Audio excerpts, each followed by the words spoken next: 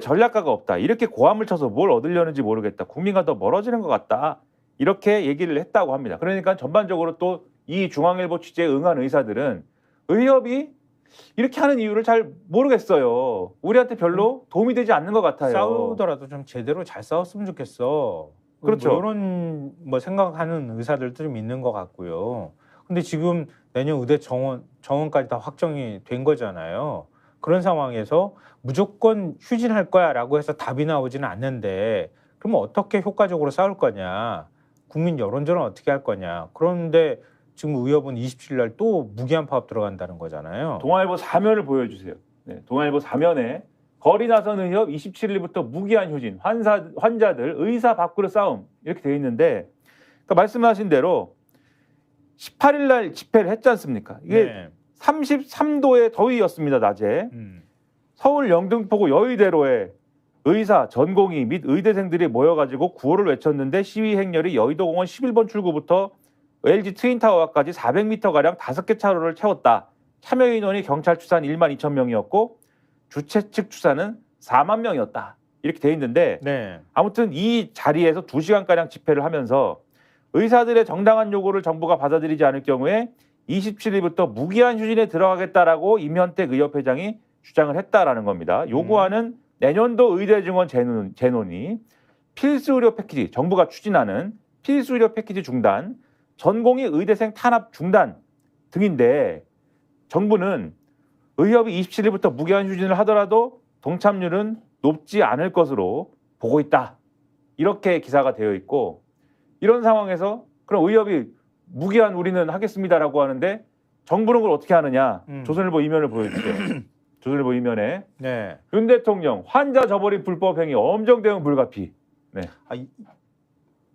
이것밖에 할 줄 모르는 사람이야. 그렇긴 한데 어제 용산 대통령실에서 국무회의를 주재를 했다고 하는데요. 이 자리에서 정부는 국민의 생명과 건강을 지킬 책무가 있는 만큼 환자를 저버린 불법 행위는 엄정 대응할 수밖에 없다. 이렇게 밝혔다고 하는데요. 또 의료계를 향해서 국민이 동의하지 않고 실현도 불가능한 주장을 고집하면 모두가 피해자가 될 수밖에 없다. 정부는 지역 의료와 필수 의료를 바로 세우고 의료 시스템 자체를 근본적으로 혁신하는 의료 개혁에 흔들림 없이 매진할 것이다. 이렇게 얘기를 했다고 합니다. 정부는 의협 해산을 언급하는 등 의료계에 대한 압박 수위를 좀 한층 높이고 있는데 의협을 해산시켜 버릴 수도 있다. 그러니까 말이에요. 네. 그러니까 전병환 보건복지부 보건의료정책실장이 브리핑을 하면서 의협의 집단 진료 거부는 협회 설립 목적과 취지에 위배된 행위다. 위반 여부에 따라 단계적으로 시정명령을 내릴 수 있고 시정명령에 따르지 않을 경우 임원을 변경할 수도 있다. 극단적인 경우에는 법인 해산까지도 가능하다. 이렇게 얘기를 했다고 합니다. 그러니까 그냥 툭 꺼내놓고 난 다음에 그래 반대하면 그냥 확 힘으로 밀어붙이고 그리고 끝까지 한번 가보자. 이런 식의 태도가 여전히 나오는 것 같아요. 대한민국이 언제부터 이렇게 됐나 싶은 생각도 좀 들고요. 그리고 정부는 이날 오전 개원이들에게 업무 개시 명령 발령했고 동네 병원이 일방적으로 진료를 취소해서 환자에게 피해를 입힌 경우 의료법에 따른 진료 거부를 보고 모두 고발하기로 했다. 이렇게 돼 있고 불법 집단 진료 거부를 종용하는 소셜미디어 게시글에 대해서도 수사를 의뢰하기로 했다. 이렇게 돼 있습니다. 그러니까는 병원이 일방적으로 진료를 취소하는 거에 대해서는 저는 뭐 고발할 수 있다고 봅니다. 그러면 안 되죠. 근데 소셜미디어에다가 우리 진료 거부합시다. 의사가 이렇게 쓰면은 수사를 의뢰한다. 대한민국에 표현의 자유가 있는 국가입니까? 그러게 말이에요. 그래서 표현의 자유를 보장하기 위해서 대북 전단을 날려도 단속할 수 없다고 하는 정부 아닌가요? 그러게 말이에요. 그래서 좀 지금 쭉 말씀드렸듯이 의협에 대해서 의사들의 반응도 그렇게 썩 호의적이지는 않고 사실. 그리고 지금 이 실질적으로 의협이 우리 집단 유진합시다, 파업합시다 이랬는데 동참하는 비율도 낮은 상황이면 그럼 제가 그냥 상식적으로 생각할 때 정부 입장에서는 어르고 달래고 뭐 이럴 필요도 있는 거거든요. 봐봐, 잘 안 되잖아. 잘 안 되는데 왜 고집 피워? 자, 얘기를 잘 해봅시다. 이렇게 가는 게 오히려 맞는 것 같은데 상대가 별거 아닌 것 같으니까 지금 약해지는 것 같으니까 좋아. 이제 우리 완전히 한방 과거 우리 민주화 뭐 운동하고 그랬던 시절이 있었잖아요. 그래서 정부가 뻑하면 이렇게 엎어놓고 가가지고 때려잡았거든. 맨날 검거하고. 그럴 때 경찰이 무슨 소리를 들었어요? 짭짤한 비아냥을 들었어요. 그리고 공권력이 비조롱의 대상이 됐어요. 근데 지금도 그럴 수 있어요. 이러면 힘 있다 그래가지고 가가지고 맨날 두드려 잡으면은 그 누가 국민들이 그 힘을 인정하겠어. 그 두드려 잡는 것도 뭐 정말 결정적일 때 한두 번이어야지. 그렇지. 뭐 나오기만 하면 막 때리려고만 하니까.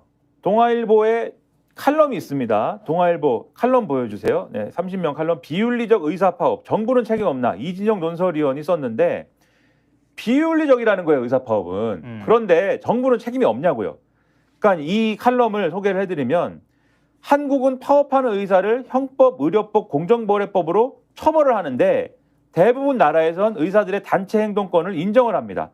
지난 100년간 70개국에서 300건 넘는 의사파업이 있었는데 세계의사회는 세계 곳곳에서 의사파업이 빈발하자 2012년 의사들의 단체 행동을 허용하자는 성명을 내고 파업의 명분이 의사들의 열악한 근로여건 개선이든 왜곡된 정책 철회든 환자 안전과 무관하지 않으므로 할 수 있다. 이렇게 이제 주장을 했다는 거예요. 그런데 다만 세계의사회가 주장하는 거는 단체 행동을 할 수는 있는데 전문가로서 윤리적 의무에서 면제되는 건 아니다. 그래서 단체 행동의 수칙을 정했습니다.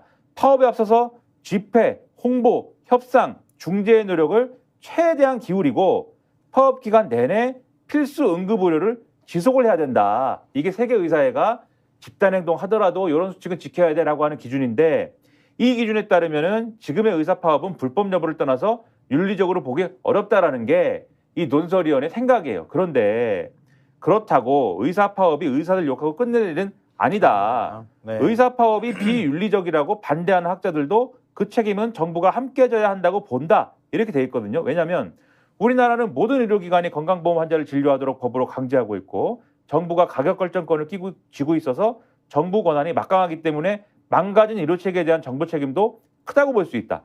소아과 오픈런이나 응급실 뺑뺑이, 정부가 환자를 볼수록 손해보는 구조를 방치한 결과 아니냐. 그리고 의사들이 미용의료로 쏠리고 환자들은 빅5 병원으로 쏠리면서 필수의료나 지방의료가 다 죽는다. 이런 소리가 커진 거에 대해서 근본적 수술을 하지 않고 의대 증원이라는 대증요법으로만 막으려고 한 게 이 사달이 나는 어떤 원인이 된 거 아니냐. 그러니까 의사들 입장에서는 의사 수가 늘어나서 밥그릇이 작아지는 것도 싫겠지만 또 의료비 급증이라든가 의료질 하락을 얘기를 하고 있는데 그런 면에서 반발하는 것도 이유가 있는 거다. 그런데 의정 간 협의도 기본적인 근거 자료도 없이 대폭 증원을 강행을 했다고 하면 이게 문제 아니냐라는 거고요.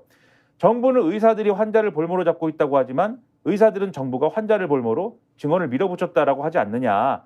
이 문제를 지적을 하고 있는 겁니다. 그리고 과거에도 의약분업 파업도 사실 환자들이 병원과 약국 두 곳을 모두 도느라 돈 쓰고 불편을 겪는 것으로 끝났고 당시 의사들을 달래려고 의대 정원을 줄였는데 그 피해를 지금의 의대 증원 분란으로 겪고 있는 거 아니냐. 이때의 교훈을 얻어야 되는 거 아니냐. 그래서 이 생업에 바쁘고 전문의료 정책이 어려운 국민을 대신해서 의정 갈등을 중재하면서 국민의 이익을 지켜야 할 책임은 국회에도 있고 의사든 정부든 국회든 미래 환자가 입을 피해를 외면하지 말아야 된다라고 지적을 하고 있는 겁니다. 스픽스는 말하는 언론입니다. 대세는 유튜브, 그중에서 스픽스. 좋아요, 댓글, 구독, 알림 설정. 여러분이 저희를 사랑해 주시고 우리가 여러분을 사랑하는 4가지 방법입니다.